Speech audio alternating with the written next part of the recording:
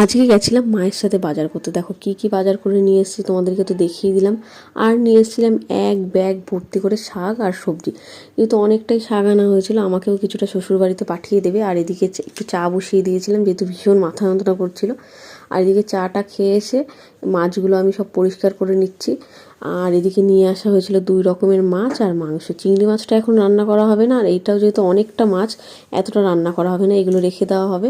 আর বাদ বাকি মাংস আর এই মাছ কিছুটা রান্না করা হবে। দেখো আমি সব নামিয়ে পরিষ্কার করে ধুয়ে টুয়ে নিয়ে চলে আসছি। আর এদিকে দেখো মা বললো একটু নুন হলুদ মাখিয়ে নে, নুন হলুদ মাখিয়ে, আর বললো একটু কাঁচা তেল মাখিয়ে দিলে নাকি এই মাছটা ফাটে না। তাই মাখিয়ে দিলাম। ফাইনালি মাই ভাজতে বসেছে, আমার আর সাহস হলো না ভাজার। এদিকে আর এই মাছটা না আমরা আলু অত একটা পছন্দ করি না, সেই কারণে আমরা এই মাছটা মাংসের মতো এরকম কষিয়েই রান্না করি। ঝোলটাও একদম পুরো গায়ে মাখা থাকে, আমাদের এটা খেতে বেশ দারুণই লাগে। আর এদিকে আমাকে বললো একটু গোটা গরম মশলা বেটে দিতে। গোটা গরম